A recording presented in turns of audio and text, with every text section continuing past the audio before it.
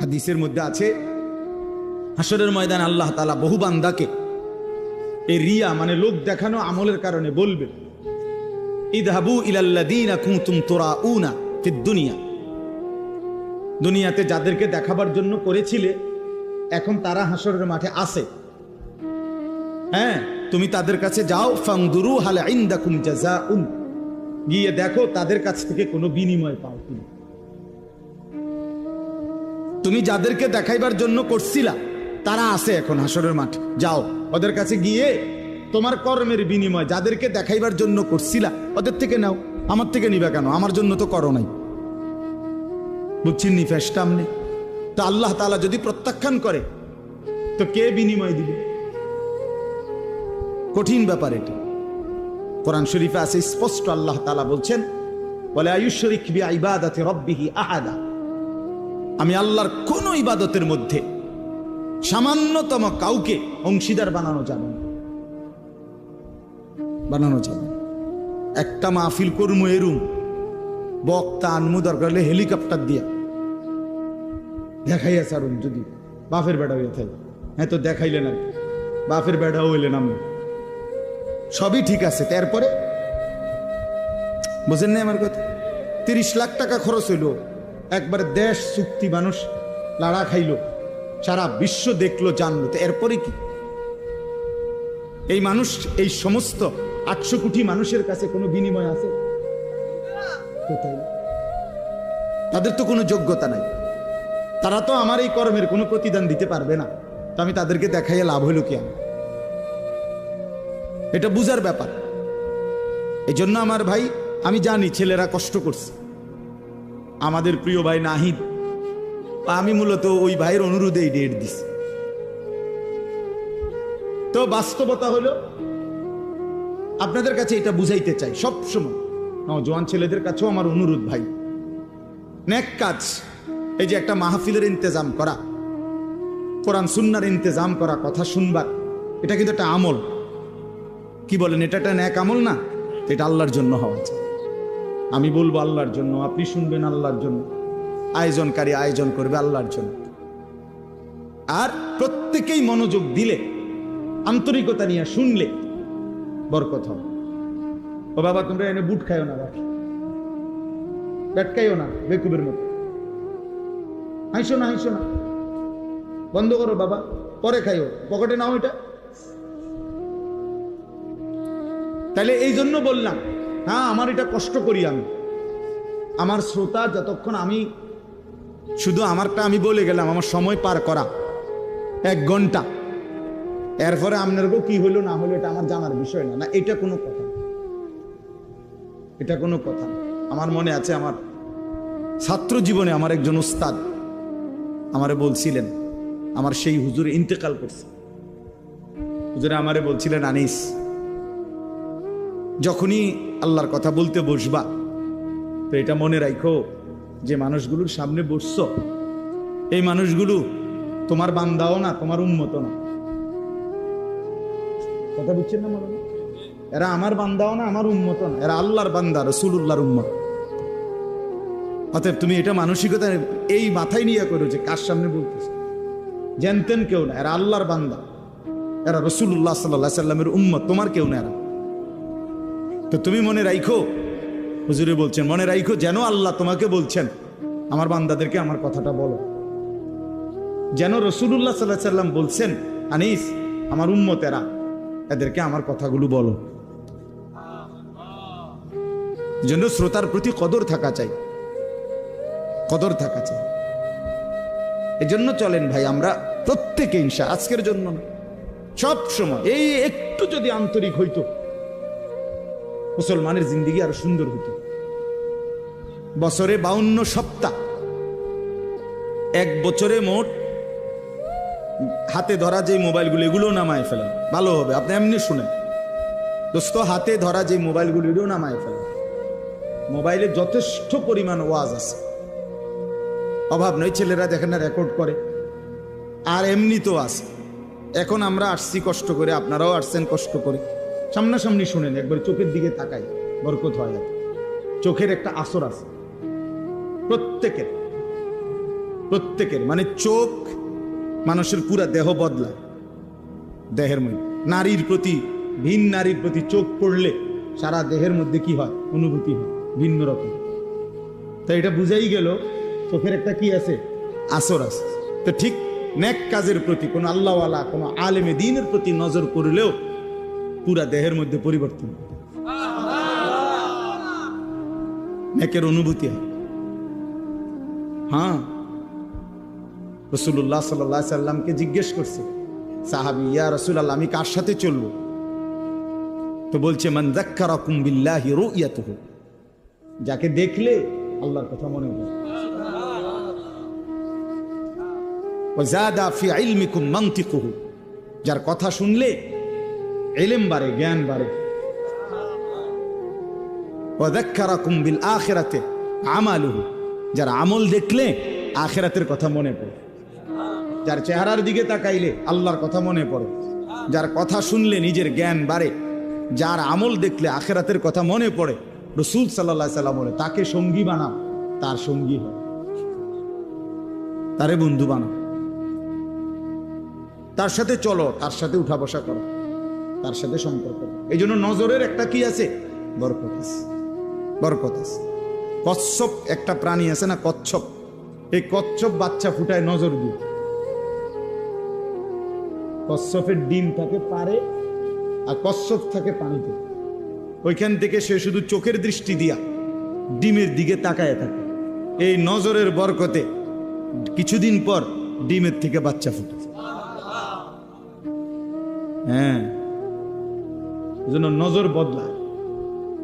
গুনার নজর গুনার প্রতি প্রভাবিত করে, নেক কাজের নজর। আল্লাহর ঘর দেখলে, কাবা শরীফ, মালিকের ঘর দেখলে চোখে পড়লেই কলিজা ছিঁড়ে যায়, চোখে পড়লেই কালো গিলাফ আশেক পাগল হয়ে যায়, হেবে দিছে, কথাবার্তা সবকিছু এলোমেলো হয়ে যায়। এটা একটা ভিন্ন বিষয়, নজর। নজর, মদিনার সবুজ গম্বুজ নজরে পড়লেই সফরের সমস্ত ক্লান্তি দূর হয়েছে, দূর হয়ে নজরের সাংঘাতিক বরকত, পরিবর্তন হয়। আমরা অনেক সময় বুঝি না আর কি, মার দিকে নজর দিলে জান্নাত মিলে যায়।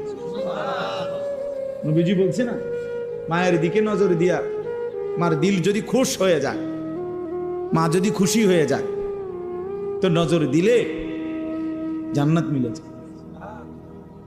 যেই স্ত্রী স্বামীর সামনে এভাবে দাঁড়ায় যে স্বামী তার দিকে তাকাইলে, স্ত্রীর দিকে, স্ত্রীর হাসি মুখ দেখলে স্বামীর দিল খুশি হয়ে যায়, আল্লাহ রাসূল সাল্লাল্লাহু আলাইহি ওয়াসাল্লাম বলছেন, ওই নারী জান্নাতি নারী, শ্রেষ্ঠ নারী। হ্যাঁ, এই নজর। নজর মানে মহিলা এভাবেই স্বামীর সামনে পেশ করছে নিজেকে, যে স্বামীর দিল তাকাইছে রে, ইজা নাযারা ইলাইহা সাররাত, নজর। এরকম অনেক উদাহরণ দিলাম। এই জন্য ভাইয়া সবাই এটা খেয়াল করা। ওই যে এই অপদার্থ, এটা বুঝলাম, এটারে আলবিদা রাখছে। এখন কেমন লাগলো কথাটা শুনছো?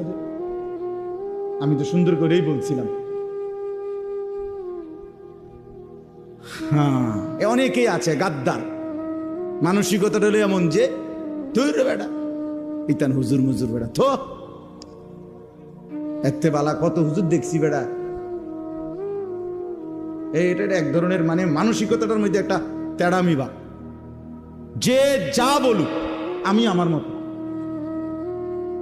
এটা বর্তমান ইয়াং ছেলেদের অনেকের মানসিকতা এমন, যে ভদ্রতা, শালীনতা, বংশের, মা বাবার, ধর্মের, কোরআনের, ইসলামের, ব্যক্তিত্বের, মানবিকতার কোনো ইজ্জত, সম্মান, ভদ্রতা থাকুক বা না থাকুক, আমি আমার থাকুক। কাঁদতে কেরুম লাগছে এটা তোমার বুঝ, আমার তো কিচ্ছু লাগছে না। বড় সাংঘাতিক, অনেক বড় অধপতন। মনে রাখবা ভাই, ছেলেদেরকে বল যে তোমার কাছে কোনোটাই আলাদা কোনো ফিলিংস করে না। এখানে আমার চাচা আছে, বাবা আছে, দাদা আছে, এখানে দাড়িওয়ালা মুরব্বী আছে, ওলামায়ে কেরাম আছে, হ্যাঁ, এটা মাহফিল, না আমি আমার মতো, আমি যেমন আছি তেমনই।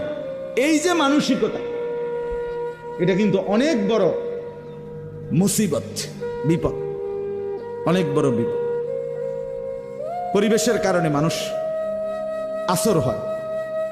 as-suhbatu muta'athira, আরবিতে বলে যে সাহচর্য, সংস্পর্শ প্রতিক্রিয়াশীল। যে জিনিস যার সংস্পর্শ পায়, ছোঁয়া পায়, ওইটার আসর তার মধ্যে আসে।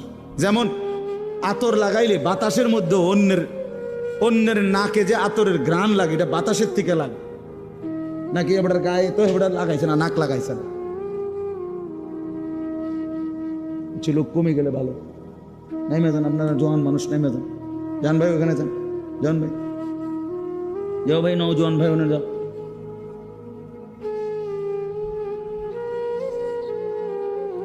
তো এই কারণে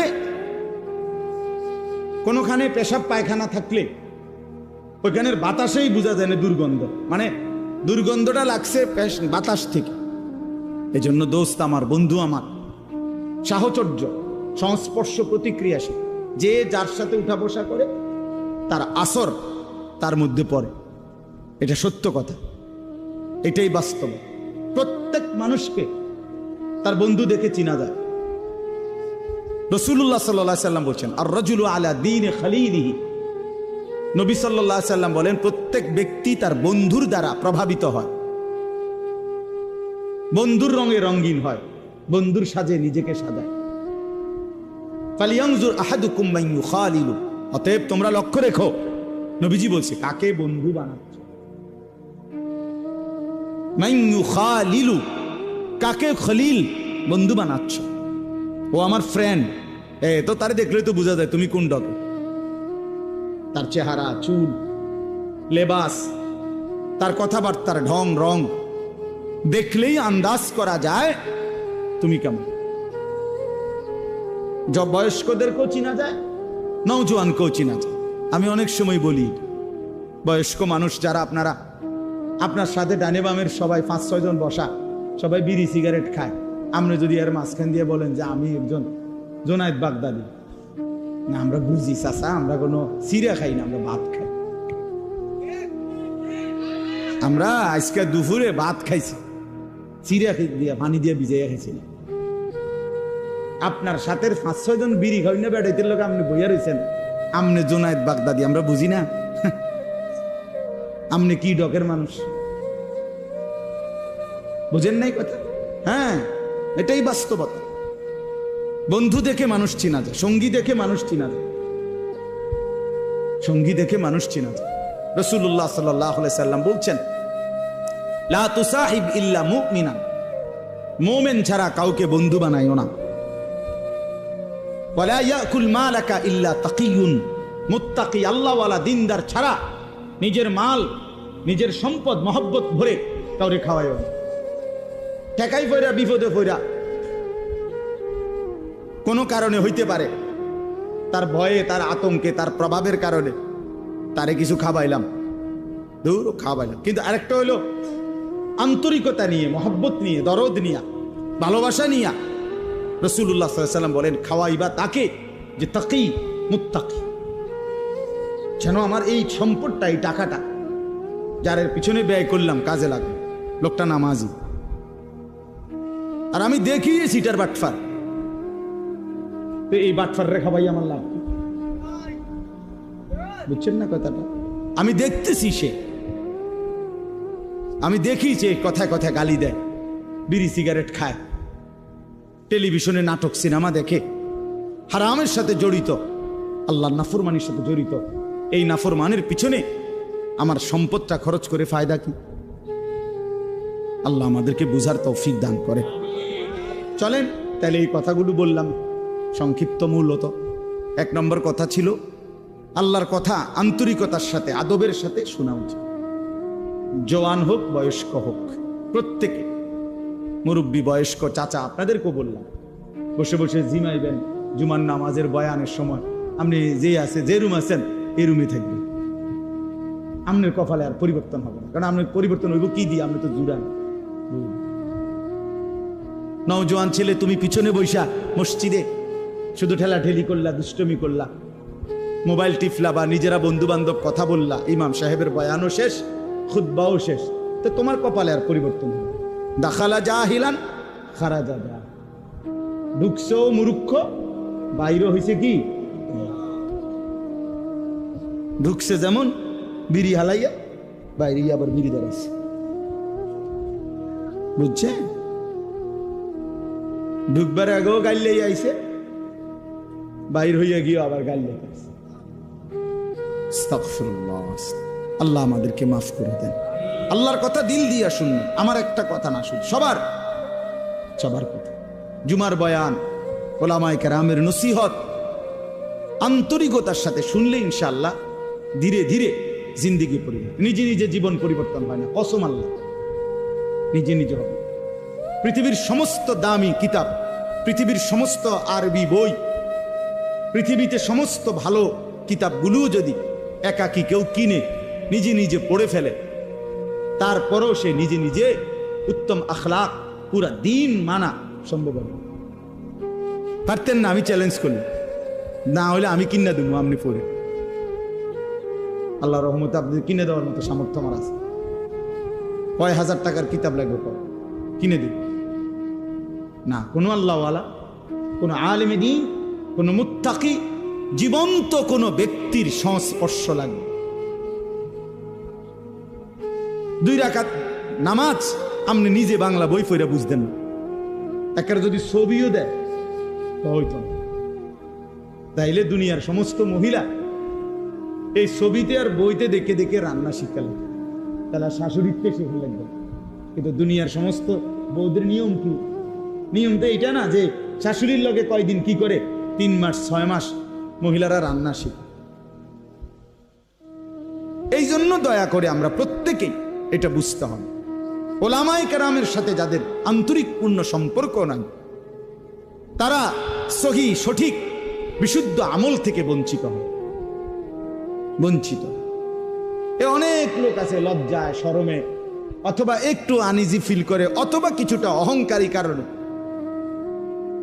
নিজের নামাজ, নিজের ওযু, নিজের সূরা কেরাত কেউ রে শুনায় না কোনো আলেম। হাবড়া হাবড়া রেডি পড়তে আছে, কিতা জানি পড়ে না। রে বাপ, ঠিক না।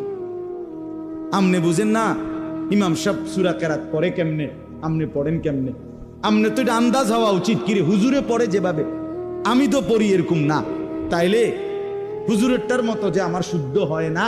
এখন আমি যেমনি ভুল পড়িয়ে এটা দিয়া বেহেস্ত মিলবো কিনা, এটা আপনি বুঝছেন নি? আগে আমার কথাটা বুঝছেন? ইমাম সাহেব কোরআন শরীফ পড়লে শুদ্ধ পড়তে হবে, আর আমনে মুক্তাদির কোরআন শরীফ অশুদ্ধ হইলেও চলবে। আমনে বেহেস্তে যাইতে হইলে ভুল কোরআন শরীফ পড়ে যাইবেন, আর আমি বেহেস্তে যাইতে হইলে শুদ্ধ কোরআন শরীফ পড়ে যাইতে হইবে। এই বেইনসাফি হলো কেন? কথা বুঝেন নাই? কি ব্যাপার?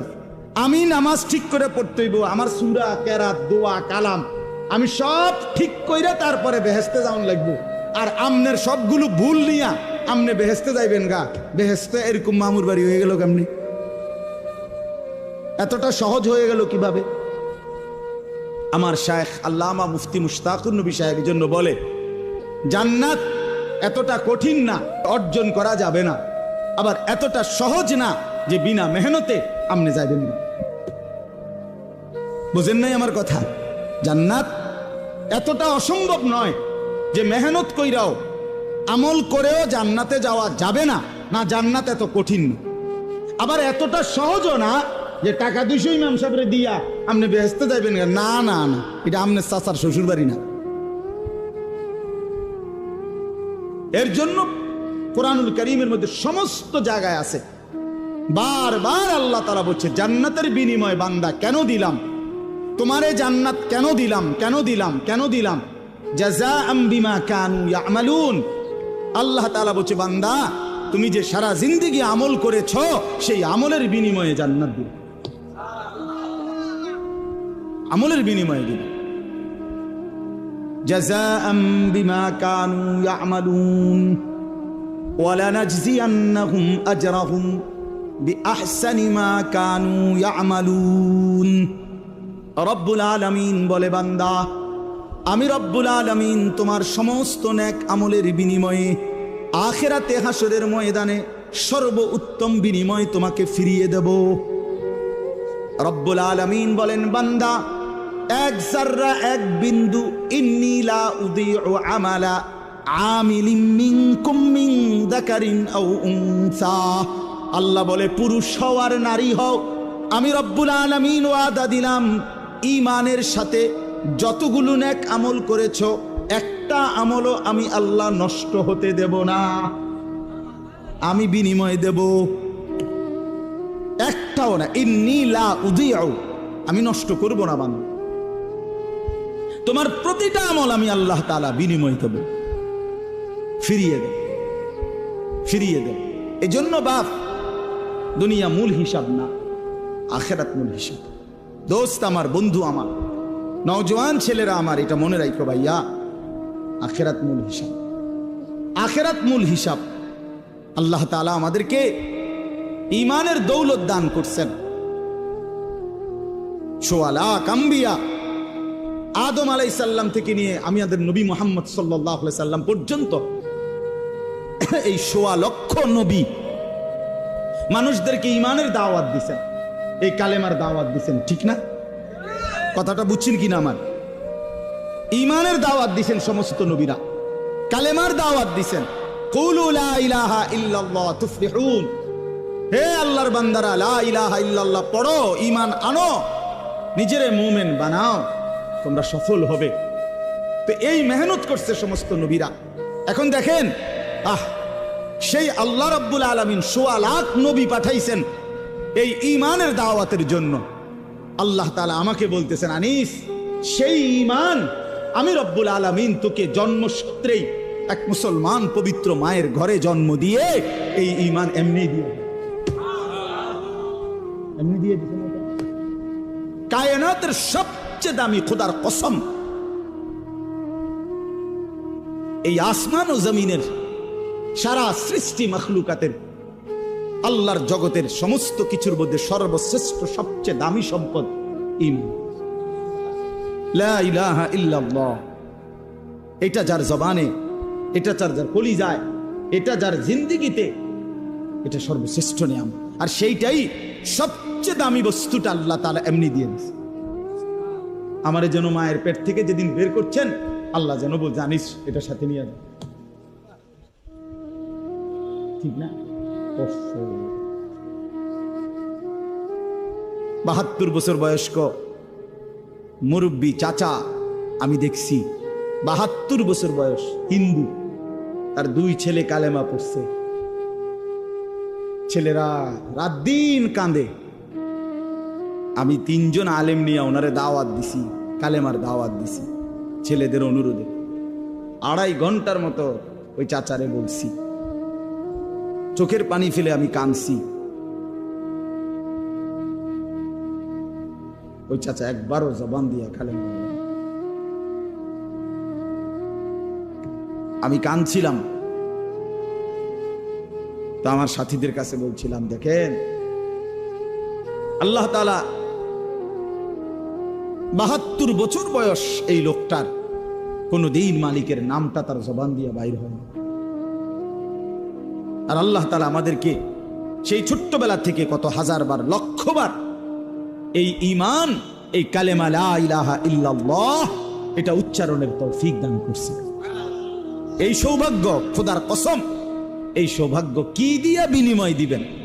আল্লাহ যেটা আমগরে দিলেন, আল্লাহ যদি বলে বান্দা এর কিছু বিনিময় দাও, রাসূলুল্লাহ সাল্লাল্লাহু আলাইহি সাল্লাম বলেন, 7 আসমান ও জমিন যদি এক পাল্লাতে রাখা হয়, আর কালেমা লা ইলাহা ইল্লাল্লাহ যদি এক পাল্লাতে রাখা হয়, আল্লাহর কসম নবী বলেন কালেমা লা ইলাহা ইল্লাল্লাহর পাল্লাটাই ভারী হয়। তাইলে বলে,